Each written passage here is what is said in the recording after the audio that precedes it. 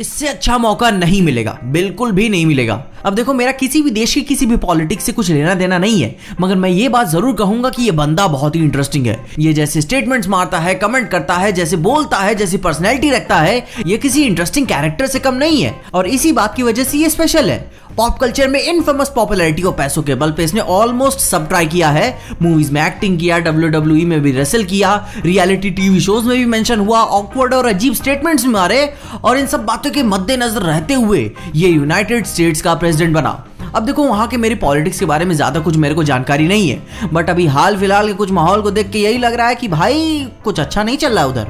और आगे बढ़ने से पहले, हेलो एवरीवन, मैं हूं पीजे और आप देख रहे हैं पीजे एक्सप्लेन। खैर, इन सब बातों के बावजूद डोनाल्ड ट्रंप ने कॉमिक्स में भी कैमियोस किए हैं, कई बार इंटेंशनली और कई बार तो एज अ पैरोडी के रूप में। तो आज हम इन्हीं की ढेर सारी कॉमिक्स में से कुछ मेजर कॉमिक कैमियोस की बातें करेंगे जो काफी इंटरेस्टिंग है।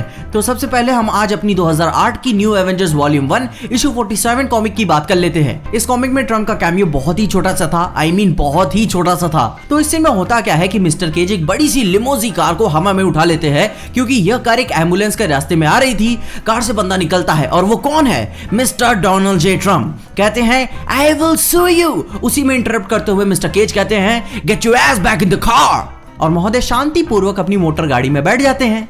मगर ये तो बहुत ही छोटा सा कैमियो हो गया। एक बहुत ही बड़ा पॉपुलर कैमियो ट्रंप का 2015 में आया था स्पाइडर-गवेन कॉमिक इशू एनुअल में, जहां इस बार ट्रंप एक क्लासिक विलेन के री-इमेजिनिंग थे किसी और ही अल्टरनेट यूनिवर्स में। इस अल्टरनेट यूनिवर्स में कैप्टन अमेरिका एक अफ्रीकन अमेरिकन फीमेल होती है और डोनाल्ड ट्रंप मोडैक होते हैं, अपने क्लासिक मार्वल विलेन मोडॉक के अल्टरनेट री-इमेजिनिंग कैरेक्टर किसी और ही यूनिवर्स में। अब भाई, इस यूनिवर्स में इनका नाम का मतलब है metal organism designed as America's king.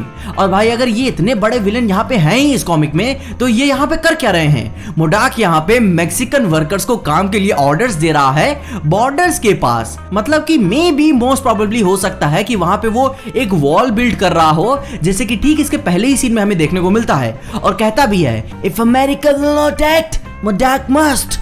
लेकिन फिर एक हीरोइक एंट्री के साथ कैप आ जाती हैं और मामला के डामरामला होने से पहले सब कंट्रोल कर लेती हैं। अब देखो भाई, ये मामला हमेशा मार्वल तक ही सट के नहीं रहा है, डीसी में भी अपने दर्शन दे चुके हैं। और उनका सबसे पॉपुलर लेटेस्ट मेंशन हमें 2016 की Harley Quinn and the gangs of Harley comic issue 5 में देखने को मिलता है, जहां इस बार बिना नाम लिए पूरी एक डेडिकेटेड कॉमिक है। इस कॉमिक का बस थोड़ा सा ब्रीफ में ओवरव्यू दे दूं तो ये कॉमिक बेसिकली हार्ली क्विन की one of the villain Harley Quinn के बचपन और टीनेज को दर्शाती है कि उसके माँ बाप कैसे फेक लाइफ जीते हैं। उसका बाप उसकी मां से प्यार नहीं करता, खाली स्टेटस, इमेज और पैसों की चिंता करता है, बच्चों पे ज्यादा ध्यान नहीं देता, ज्यादा निग्लिजेंस से बच्चे स्पॉइल हो जाते हैं। फिर बच्ची एक अलग ही रास्ते पे निकल जाती है, अपने बाप को ही ब्लैकमेल करना चालू कर देती है, ओकेजनली पैसों के लिए। बाद में अपनी मां के मरने के बाद वो थोड़ी सी इमोशनल हो जाती है।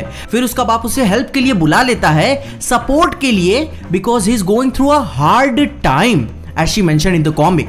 फिर आगे हार्ली सिन, जिसका असली नाम कॉन्स्टेंस ब्रांड है, वही बताती है कि उसका बाप एक और लड़की के प्यार में पड़ गया है जिसकी बेटी उसकी उम्र की है। उसका नाम जीना है। वो रिचर्ड ब्रांड की बेटी नहीं है, वो उस औरत की बेटी है जिसके साथ वो रिलेशनशिप में है। दैट मींस दोनों के बीच में स्टेप सिस्टर्स वाला रिश्ता है।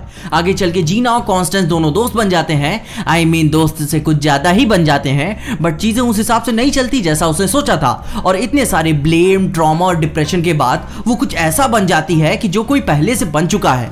और ये ऑब्सेशन इतना बड़ा हो जाता है कि वो उसे अब जिंदा नहीं देखना चाहती। अब देखो भाई, काफी स्पॉइलर हो गया। खैर, अगर हम यहाँ रिचर्ड ब्रांड की बात करें तो ये कहानी सुपर लूजली इंस्पायर्ड है न्यूयॉर्क के एक one of the most famous real estate developer से। अब देखो भाई, डीसी वालों ने नाम नहीं लिया है तो मैं भी नहीं लेने वाला, मगर इस चेहरे और इस पर्सनैलिटी को कैसे नजरअंदाज किया जा सकता है, ठीक जैसे कॉमिक में ही दिखाया गया है। और इन सब बातों को एक्चुअली ट्रंप की कहानी से ज्यादा कुछ लेना देना नहीं है। ये एक री इमेजिनिंग स्टोरी लाइन है अपनी रियल लाइफ कैरेक्टर से इंस्पायर्ड होके, जिसमें चीजों को कुछ ज्यादा ही एम्पलीफाई करके दिखाया गया है।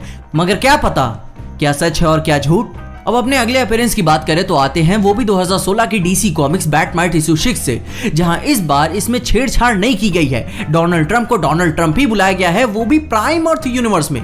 इस कॉमिक में वो भी यूनाइटेड स्टेट्स का प्रेसिडेंट है, क्योंकि 2016 में वो सत्ता में था और कॉमिक भी उसी समय आई थी। और ये भी बताया गया है कि वो एक फॉर्मर बिजनेसमैन भी रह चुका है। और इससे ज्यादा शॉक्स क्या लोगे।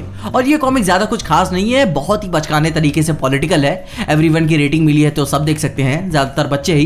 खैर, अब बात सिर्फ मार्वल या डीसी तक ही सीमित नहीं है, बाकी और भी कॉमिक कंपनीज ने इन्हें मेंशन किया है और ज्यादातर वेरिएंट कवर के तौर पे ही as a promotional marketing strategy के तौर पे ही यूज हुए हैं। जस्ट लाइक कि द इमेज कॉमिक से ये वॉकिंग डेड का ये वाला कवर, डायनामाइट कॉमिक से जी वॉर और गैजमाडॉन या प्रोनाउंसिएशन समझ लेना ये वाला कवर, मार्वल की डेडपूल पूल पार्टी कॉमिक से ये वाला वेरिएंट कवर। अब ट्रम्प को कॉमिक्स में ऑफ्टन या occasionally as a variant cover के तौर पे यूज किया जाता है। अब variant cover as a simple meaning में समझोगे कि जस्ट लाइक की क्लिकबेट थंबनेल, कहानी में इनसे थोड़ा या फिर कुछ भी मतलब नहीं होता, बस अगर इसका नाम में या फिर इसे कॉमिक्स में दिखा के अगर कॉमिक बिक जाती है तो बेचेंगे, और कंपनीज हमेशा से यही करती हैं। इन सब बातों के अलावा अगर आपको कुछ ऐसे मोमेंट्स के बारे में पता है तो उसके बारे में मुझे कमेंट्स में जरूर बताइएगा। और अब ऐसी बात नहीं है कि ट्रम्प ही एक ऐसे पब्लिक या पॉलिटिकल पर्सनैलिटी हैं जो कॉमिक्स में फीचर होते हैं, और भी हैं, मगर समय के अनुसार और भी ऐसे शोज आते रहेंगे। इन सब बातों के अलावा अगर आपको इस वीडियो में देखे कुछ भी अच्छा लगा, खुशी हुई या मजा आया तो लाइक मार दो इस वीडियो को। इस चैनल पे कहीं से भी नए आगे हो तो सब्सक्राइब तो मार ही देना इस चैनल को, और अगर आपको वीडियो ज्यादा ही अच्छी लग गई तो अपने दोस्तों शेयर जरूर कर देना। इन सब बातों के अलावा मेरे इंस्टाग्राम और ट्विटर हैंडल्स आपको नीचे ही डिस्क्रिप्शन में मिल जाएंगे, और देखते रहिए पीजे एक्सप्लेन।